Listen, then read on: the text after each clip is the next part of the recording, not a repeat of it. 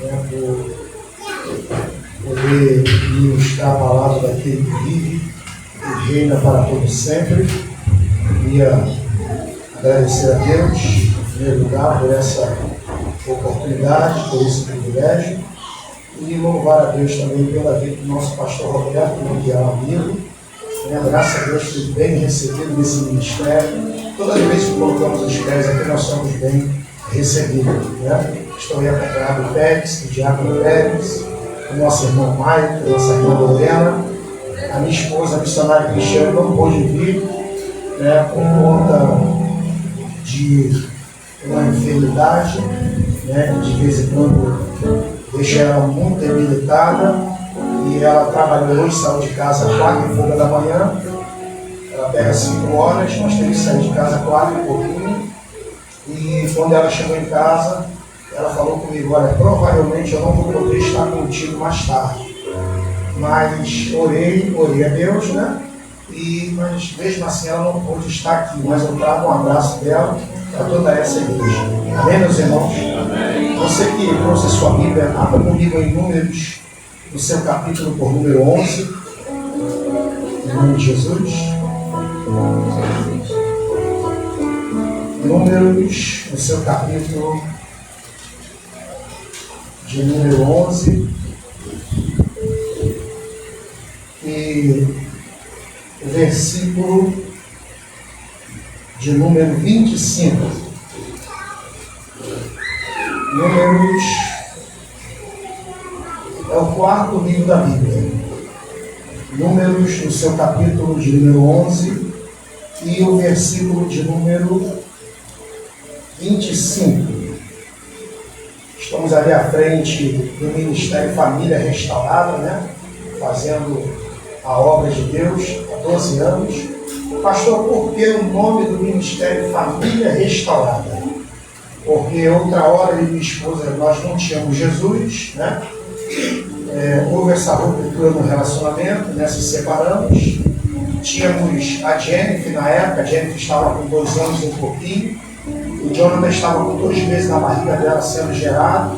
Quando eu peguei e saí de casa, eu não sabia que ela estava grávida, mas eu saí de casa e ela desesperada entrou na igreja Deus é Amor, e Deus usou uma irmã dizendo: mulher, assim diz o Senhor, aquele que saiu, vou eu trazer de volta, vou trazer liberto, e vocês vão fazer a minha obra.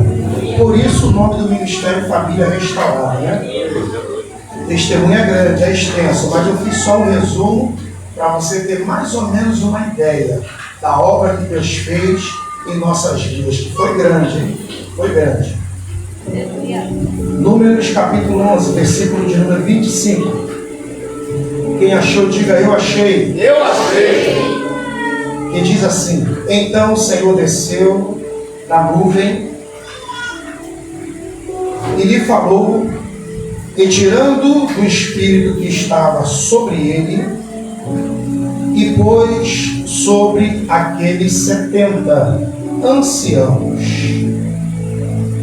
E aconteceu que quando o espírito repousou sobre eles, profetizaram, mas depois nunca mais. Versículo de número 26. Porém no arraial ficaram 2 homens. Diga: 2 homens. 2 homens. Não, está fraco. Diga: 2 homens. 2 homens. O nome de um era Eudade e o nome do outro Medade. E repousou sobre eles o Espírito, porquanto estavam entre os escritos, ainda que não saíram à tenda, e profetizavam no arraial. Então correu um moço, diga: um moço, e anunciou a Moisés, dizendo: Eudade e Medade profetizam no arraial.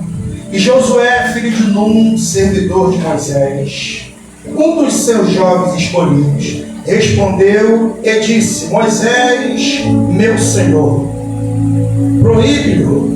Porém Moisés lhe disse: tens tu ciúmes por mim? Quem dera que todo o povo do Senhor fosse profeta, e que o Senhor pusesse o seu espírito sobre ele. E você diz: Amém. Senta aí, meus irmãos, glorificando a Jesus.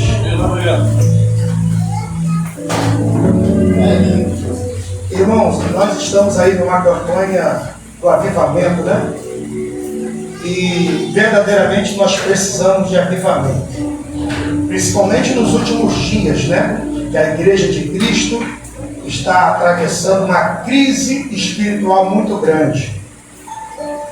Mas o próprio Senhor Jesus, ele já tinha alertado os seus discípulos acerca disso, né? Acerca dos últimos dias. Em Mateus, no seu capítulo por número 24, uma palavra que eu gosto muito. E essa palavra nos diz respeito a muita coisa que tem acontecido na terra. A Bíblia diz, Mateus 24, a partir do versículo 1. E tendo Jesus aí saído do templo, aproximaram-se dele os seus discípulos para lhe mostrarem a estrutura do templo. E Jesus lhe disse, não vejo tudo isto, mas em verdade vos digo que não ficará aqui pedra sobre pedra que não seja derribada. E estando ele assentado no Monte das Oliveiras, chegaram-se a ele os seus discípulos em particular, dizendo, dize-nos, quando serão essas coisas? E que sinal haverá da sua vinda e do fim do mundo? Aí Jesus vai dizer, acautelai-vos que ninguém vos engane, porque muitos virão em meu nome dizendo, eu sou o Cristo. E ouvireis de guerras, de rumores de guerras. Olhai e não vos assusteis, porque é necessário que tudo isso aconteça.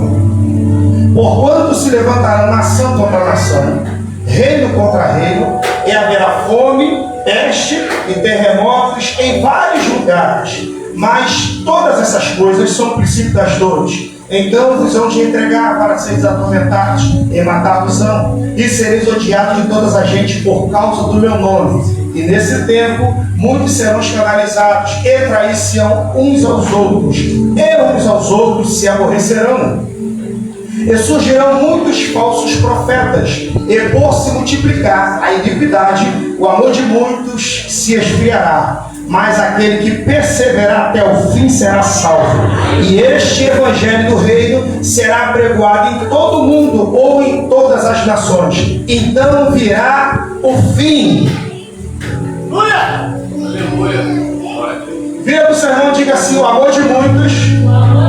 Não, está fraco. Diga, o amor de muitos tem se esfriado. Diga, de muitos. Diga, é muita gente. Mas não de todos. Porque você ainda consegue entrar na casa de Deus e adorar aquele que vive e reina para todo sempre. O Alfa, o Ômega, o cavaleiro do cavalo branco do Apocalipse. Glória a Deus.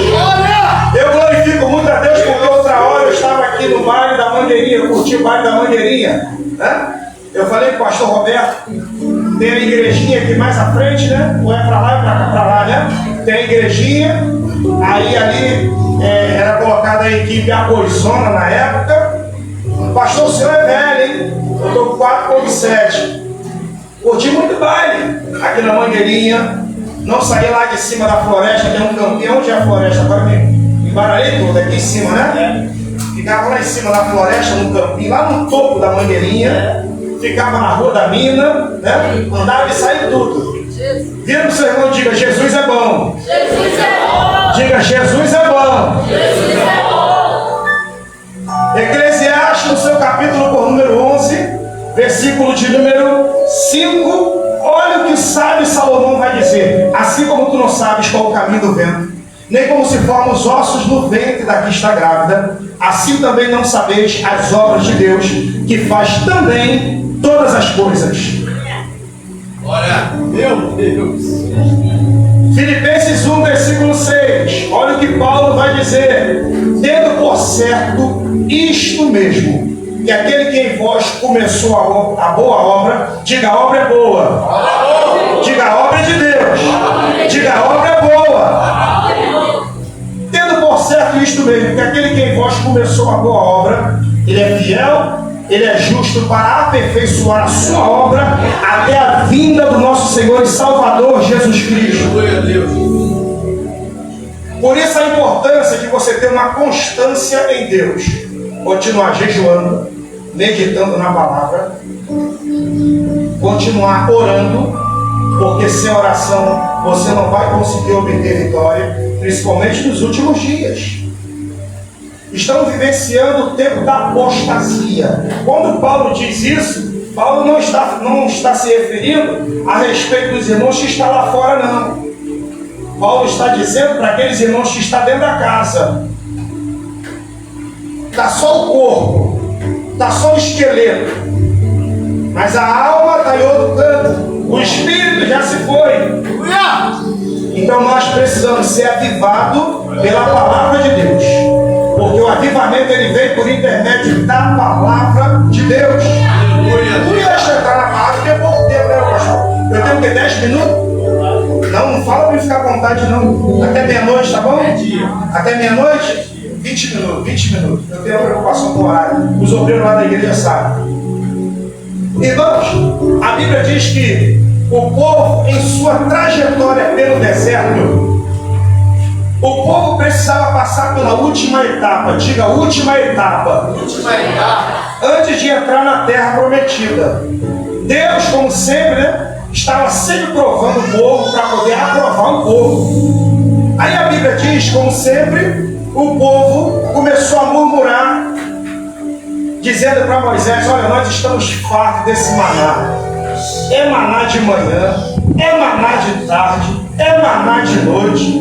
Nós estamos fartos desse pão, desse maná. Lembrando que esse pão que Deus mandou para poder alimentar o povo no deserto tinha todos os nutrientes que o corpo do povo precisava para poder se alimentar, para poder se manter de pé em sua trajetória pelo deserto.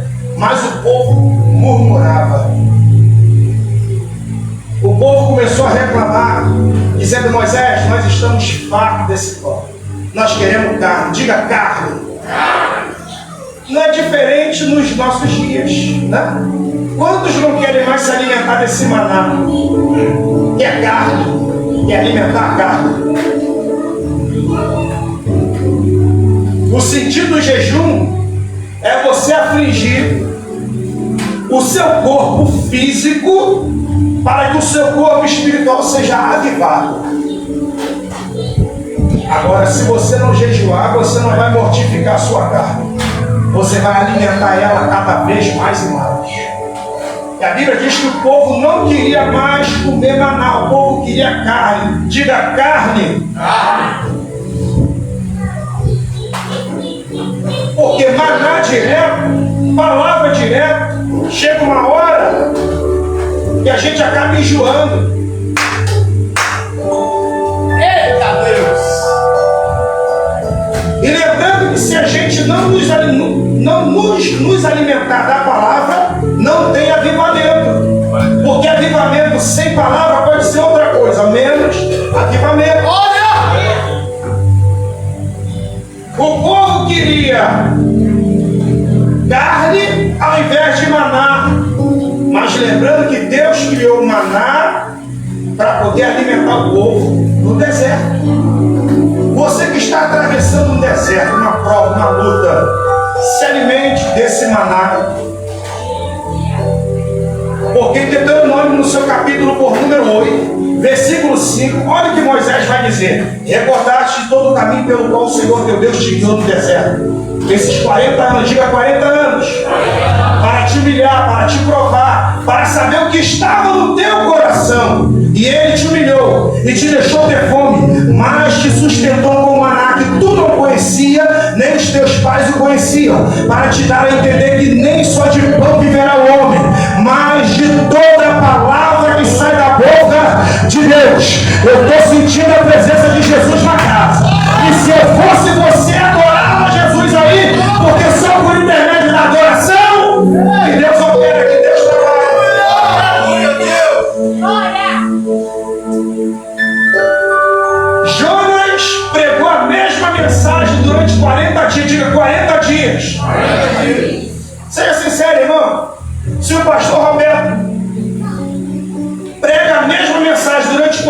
dias eu tenho certeza que pelo menos a metade da igreja vai embora. Mas a Bíblia diz que Jonas pregou a mesma mensagem durante 40 dias.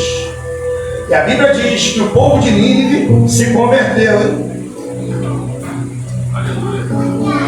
Porque às vezes é assim. Às vezes você traz um alimento diferente, tem gente que não se converte e não vai se converter. Que é isso, pastor? É verdade, é verdade. Vai ter gente que não vai se converter, vai ouvir a palavra, vai ouvir os louvores. Por que não dizer, vai até pregar, vai louvar e não vai entrar no céu naquele grande dia? E não se escandaliza com isso não, tá, irmão? Porque é uma realidade. Jesus disse, muitos me dirão naquele dia, Senhor, em teu nome expulsei demônio, profetizei, falei em línguas. Jesus vai dizer, apartai-vos de mim que eu não te conheço. Porque nós não somos reconhecidos diante de Deus pelos nossos dons, mas pelo nosso caráter diante de Deus. Foi dito aqui pelo nosso Diácono Pérez, não adianta você ser uma bênção aqui dentro da igreja, temos que ser uma bênção também lá fora. Porque em Mateus 5, versículo 16, Jesus vai dizer assim, e assim resplandeça a vossa luz diante dos homens, para que eles vejam as vossas boas obras e glorifiquem o vosso Pai que está nos céus. Aleluia. Sabe o que Jesus está dizendo? Sem você abrir sua boca, só por você servir a Deus sem abrir a sua boca, as pessoas na sua vizinhança vão dizer ali, quem está passando ali é um homem de Deus. Quem está passando ali é uma mulher de Deus. Você vai entender. Não fugindo do texto. A Bíblia diz que Moisés vai falar com Deus, Senhor, esse povo está murmurando, está reclamando, eles querem carne. Aí o Senhor vai dizer assim, ó, eu vou dar carne, eu vou alimentar todo mundo. Só que Moisés vai questionar, vai dizer, Senhor, 600 mil homens, diga 600 mil. 600 mil. É muita gente. 600 mil homens de pé é esse povo, ou seja, sem contar mulheres e crianças, porque as mulheres e as crianças não eram contadas no Velho Testamento. Aí a Bíblia diz que o Senhor vai dizer para Moisés, porventura está encurtada a minha mão? Fala, papai. Olha! Tu verás se a minha palavra não vai se cumprir no meio de vós.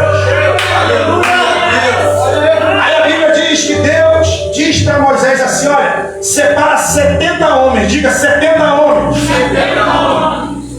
E tem que ser os líderes, os cabeças, homens que têm influência no meio do povo. Separa 70 anciãos do povo, porque eu, Senhor, vou descer, vou tirar um pouco do espírito que está sobre você e vou repartir sobre 70. Diga 70.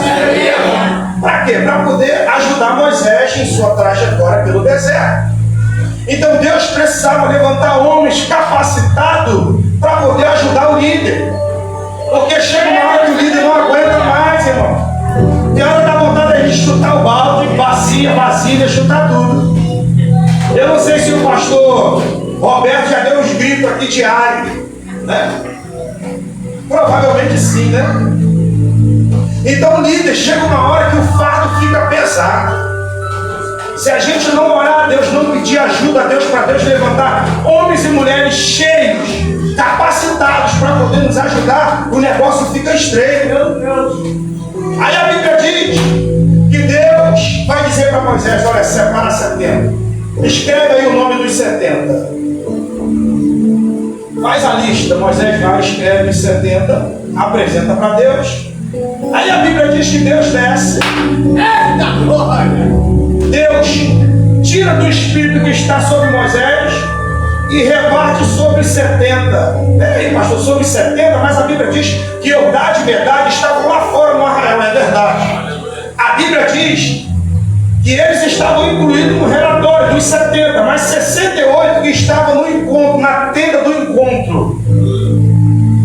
Para poder simplificar, 68 estavam dentro da igreja, reunidos no lugar, no quadrado. Aí a Bíblia diz que 2, diga 2.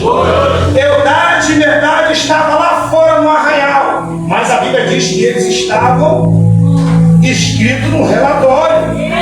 Eles estavam na lista. Aí a Bíblia diz diz que Deus tira do espírito que está sobre Moisés, reparte sobre os 68 que está ali dentro, mas se era 70. Eudade e Medade foram pegos lá fora. Aí a Bíblia diz que os 68 que estavam dentro da tenda do encontro, como nós estamos aqui, a Bíblia diz que eles começaram a profetizar, diga profetizar. Mas depois nunca mais profetizaram. É o que tem acontecido no nosso meio nos últimos dias, né? Crentes que era brasa pura, dava lugar no poder, fazia aviãozinho, dava cambalhota, falava em mistério, profetizava. Aí agora você olha para o crente, parece até um sepulcro caiado. Ei, Jesus quer que você volte a profetizar. E não é só profetizar aqui na tenda do encontro, não. É profetizar também lá no arraial. Ou seja, lá fora. Porque profetizar aqui dentro é fácil.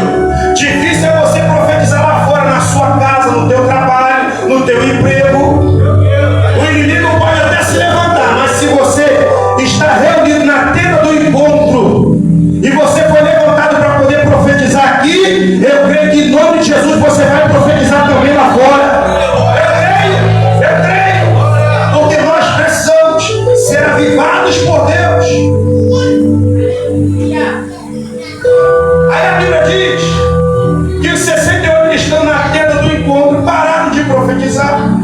Aí a Bíblia diz que um jovem que está lá fora, ele vê que Eudade e Medade estão profetizando no arraial, ou seja, fora da tenda do encontro, né? Porque infelizmente tem crente que é assim, né? Que só pode pregar quando chega na igreja, só quer louvar quando está na igreja, mas quando está lá no trabalho lá fora não quer louvar, não quer engrandecer o nome do Senhor. Chega aqui dentro, abre a boca, nós temos que ganhar alma para Jesus, mas e lá fora o que você está fazendo para Jesus? Abre a sua boca porque o Senhor te encheu para ganhar esse povo para Jesus. E você sabe que quanto mais você abre a sua boca lá fora, mais o Senhor vai te enchendo da presença dele. Você sabia disso? Eu estava falando com um varão esse dia, e eu novo convertido, eu li a Bíblia, mas eu não conseguia interpretar nada do que a Bíblia estava dizendo. Mas eu vi as pessoas pregando, tendo uma boa desenvoltura, e eu, para poder falar alguma coisa, era uma dificuldade tremenda. Pensa numa pessoa que era de poucas palavras. Eu era de agir, porém de poucas palavras. E quando eu peguei e me converti, falei: Senhor, eu queria tanto ler a sua palavra e entender o que a sua palavra está dizendo. E eu jejuando. No belo dia, numa madrugada, eu deitei para dormir, eu senti algo diferente, eu deitei para dormir. Eu tive uma visão de madrugada, que viu a missionária da igreja onde eu congregava. A missionária veio com uma chave antiga, essa chave de porta de madeira. E o presbítero da igreja na época, ele falava assim: coloca a chave na testa dele. Ela vinha com a chave e encaixava a chave na minha testa. E ele falava: agora gira. E ela girava a chave. Eu peguei, acordei, despertei com aquela visão. Falei: Senhor, que mistério é esse? Não consegui entender essa visão. Deus falou comigo: vai até o presbítero. Fui para a igreja, acabou o culto, procurei ele e falei com ele: presbítero Maurício, eu tive uma visão numa madrugada assim. Ele falou: varão, você não conseguiu entender? Eu falei: não. Ele falou: Deus está abrindo o seu entendimento. Você não orou a Deus? Então Deus está abrindo o seu entendimento, irmão. Se você tiver uma vida de oração, Deus vai mover o céu, vai mover a terra a seu favor. Porque quando tem uma igreja que ora, quando tem um crente que ora, que busca, Deus manda avivamento na terra.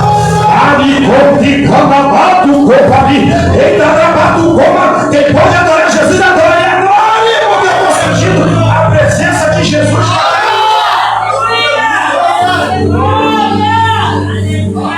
Aí a Bíblia diz que o moço que estava fora vê Eudade e Medade profetizando no arraial. Eles não param de profetizar. A Bíblia diz que ele vem correndo, chega até Moisés e diz: Moisés, Senhor meu, Eudade e Medade está lá fora profetizando. Ou seja, o lugar de profetizar não é lá fora, não é aqui dentro.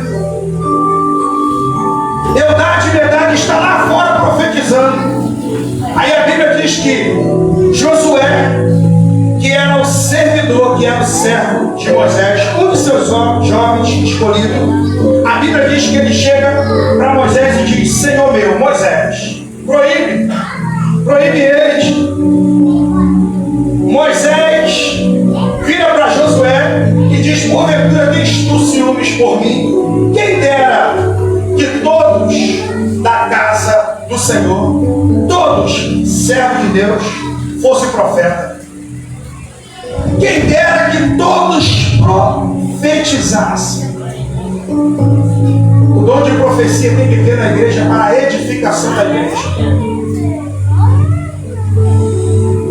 Sabe o que Moisés está dizendo? Quem dera se todos profetizassem. Porque tem crente que profetiza e tem crente que não profetiza. E pelo outro lado tem aquele crente que parou de profetizar. Lembrando de profecia, eu estive ministrando em uma igreja próxima ao cemitério Tanque do Anil. E eu preguei em 2 Reis, no seu capítulo por número 3. A Bíblia diz que 3 reis, diga 3 reis, foram para a guerra. Só que a Bíblia diz que eles esqueceram de levar água suficiente para o povo no deserto. Levaram água, mas foi pouca. Aí a Bíblia diz que eles estavam numa marcha de 7 dias, diga 7 dias. Aí a Bíblia diz que alguém vai gritar e vai dizer assim: olha, não tem água, acabou a água. Aí a Bíblia diz que Jorão, que era o filho do rei Acabe, ele diz assim: que o Senhor entregou esses 3 reis nas mãos dos moabitas. Aí a Bíblia diz que Josafá, homem de Deus, ele diz assim: não tem porventura por aqui um profeta do Senhor, para que nós possamos consultar o Senhor por ele? Aí a Bíblia diz que alguém vai dizer assim: olha, tem um homem aqui perto, aqui um profeta aqui perto, por nome de Eliseu, filho de Safate, a quem deitava água sobre as mãos do profeta Elias. Aí Josafá vai dizer: então está com ele a palavra do Senhor. Oh glória! Aleluia! Você sabia que Deus gosta de quem deita água sobre as mãos do profeta? Sobre as mãos do líder? Eu quero vitória! Deita água sobre a mão do profeta, sobre quem está sobre a sua responsabilidade espiritualmente falando. Deita água, porque no momento certo Deus vai te levantar para poder representar quem você deitou a água. Aleluia. Aí Josafá vai dizer assim: está com ele a palavra do Senhor. Por quê? Porque o profeta, ele é o porta-voz de Deus na terra. E o sacerdote ele intercede a Deus pelo povo. Ele ora a Deus, apresentando o pedido do povo. Só que o profeta não, o profeta é diferente. O profeta, ele ouve a voz de Deus e transmite para o povo. E você ouvir a voz de Deus e transmitir para alguém é outra coisa totalmente diferente. Porque às vezes você vai perder a amizade, pessoas vão te abandonar, você vai viver um momento de solidão, igual o apóstolo Paulo. Se converteu, teve encontro com Jesus. Para onde ele vai? Para o deserto, para poder ter intimidade com Deus, porque é no deserto que nós adquirimos intimidade com Deus. Porque é no deserto que está a verdadeira, a perfeita adoração. Glória! Aí a Bíblia diz que mandam chamar Eliseu. Quando Eliseu vem, a Bíblia diz que Eliseu vê os 3 reis em sua presença. Quando ele vem se aproximando, ele olha para Jorão e diz assim: por que você não vai até os profetas de teu pai, até os profetas de tua mãe? Porque é sempre assim, né?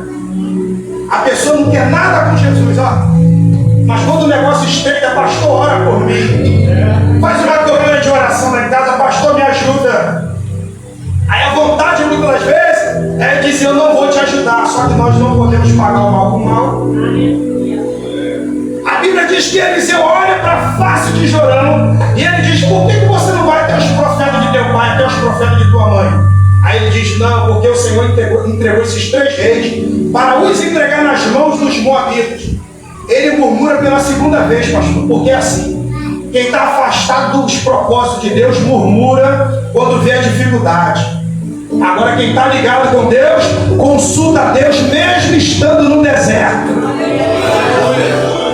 Ele murmura pela segunda vez, diga segunda vez. Ele murmura primeiro, não, porque o Senhor entregou esses 3 reis para morrer na mão dos moabitas. Aí murmura pela segunda vez. Aí Eliseu vai dizer assim: olha, vive o Senhor cuja face perante eu estou. E se não fosse a presença de Josafá, rei de Judá, eu não olharia para você, mas nem te veria. Mas o profeta ele não pode deixar entrar no coração. Aí ele diz assim: traz o tangedor. Porque profecia tem que ter tangedor, né? Glória! Ou seja, eu vou profetizar. Aleluia!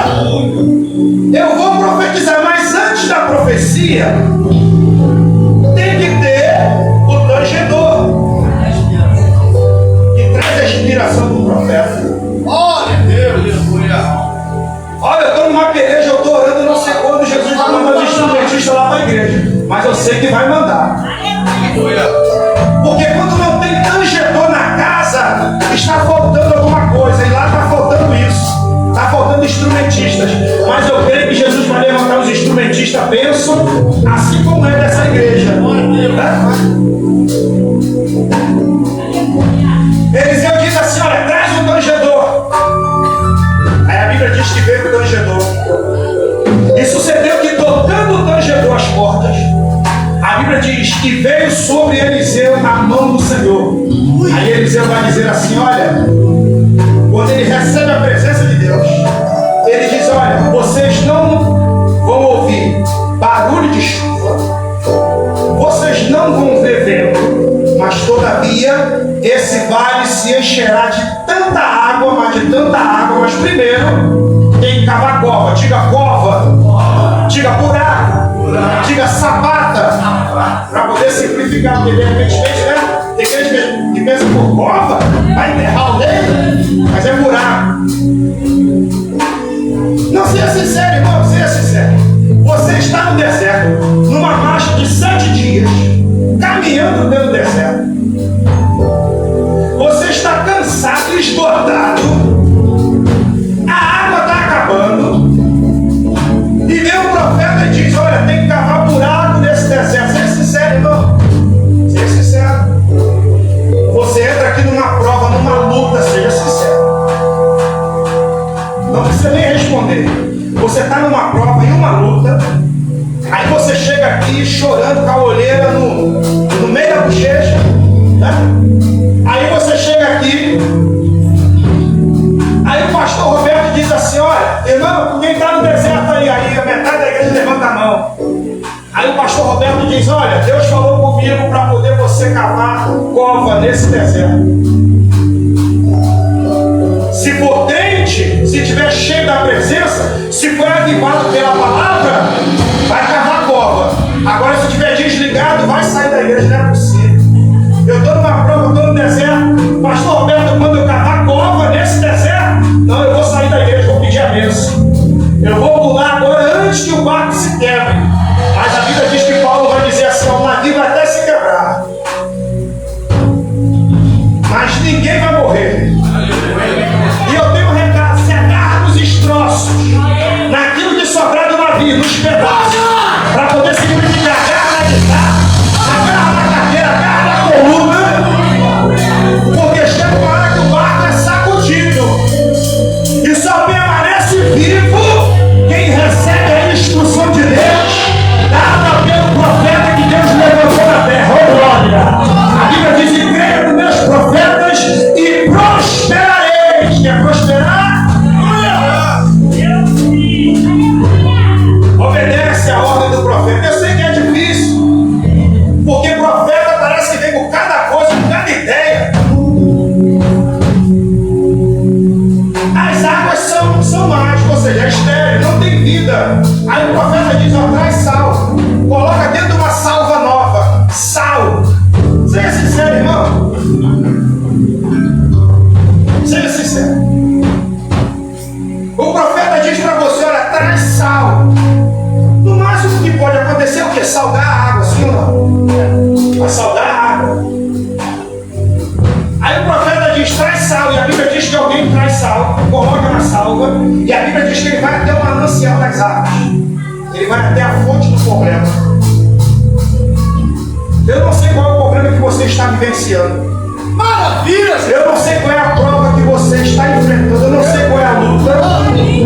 Mas o recado de Deus nessa noite é que o anjo do Senhor está indo com sal até a fonte do problema. Porque a Bíblia diz que o profeta vai até o manancial das águas e ele deita sal e ele libera uma profecia dizendo: assim diz o Senhor, salarei estas águas e não haverá mais nela morte nem esterilidade. Ô glória! Assim diz o Senhor para esta igreja. Jesus que está indo até a fonte do problema, está deitando sal, e aquele problema que você achava que era o problema, já foi resolvido pelas mãos de Deus.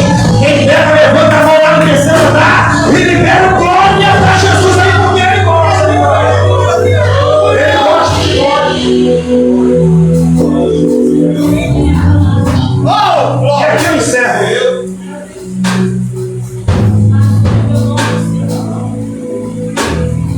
Eu fiz até um esboço, mas não deu nem para poder citar o esboço, mas é benção, né? É de Deus, né?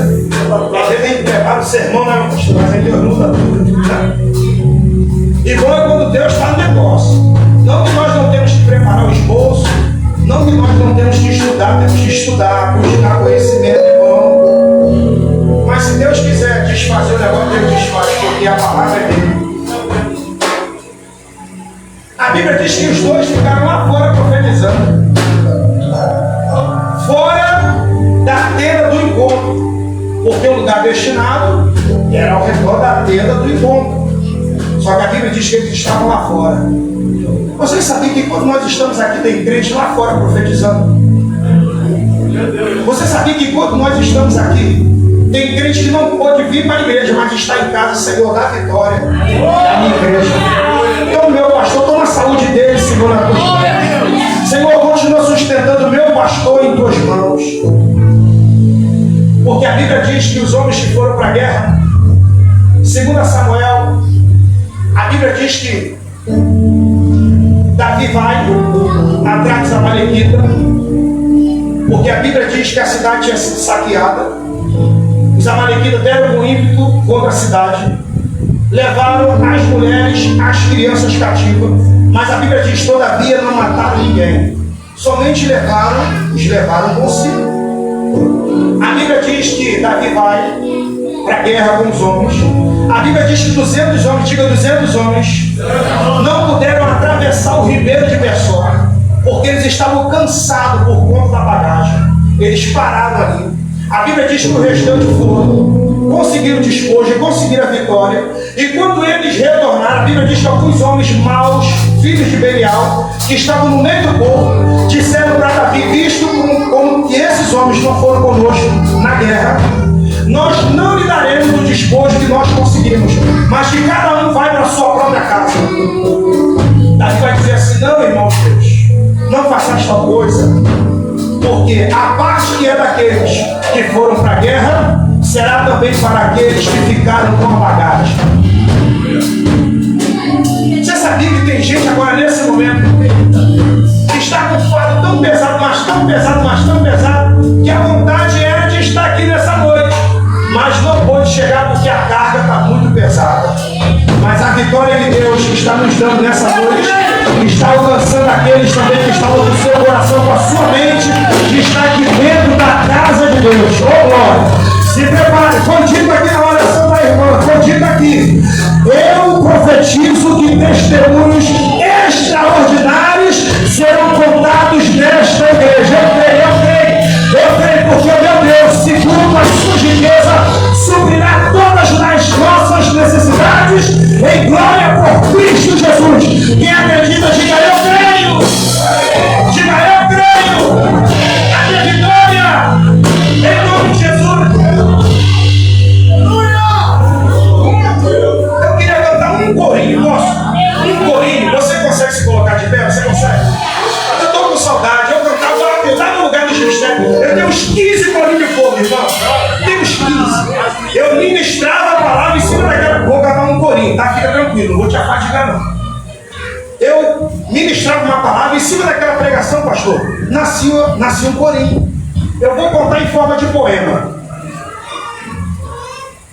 12 homens separados, enviados para espiar a terra de Canaã que o Senhor prometeu de dar. Voltaram, vieram a Moisés e Arão e começaram a falar com o povo da congregação. A terra é muito boa, esse é o fruto de lá. Sendo um desses frutos, um cacho de uva, 2 homens para carregar. Mas tem algo, Moisés, que precisamos te falar. A terra vem gigante, é difícil de entrar. O povo é muito forte, tem gente para todo lado. Quem não está ligado já começa a duvidar. 2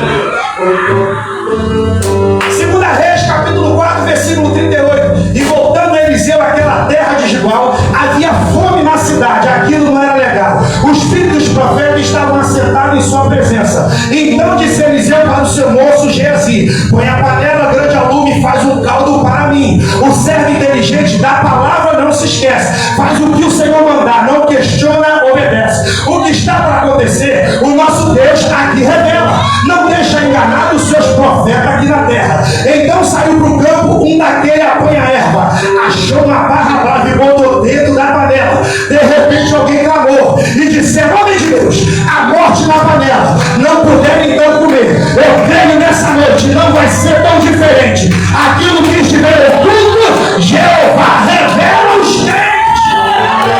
Eita! Oh glória! Olha quem chegou aqui nessa reunião, o homem das mãos furadas. Vejo o mar em suas mãos, seus olhos são fogo puro, suas vestes brancas são. Vem trazendo uma espada, ele veio pra guerrear. Nessa peleja não deixe de pelejar, pois eu sou varão de guerra. Eu vim para guerrear, como eu disse, para não atemorizar. A peleja não é tua, mas pertence a Jeová. Varão de guerra acabou de chegar, varão de guerra está nesse lugar.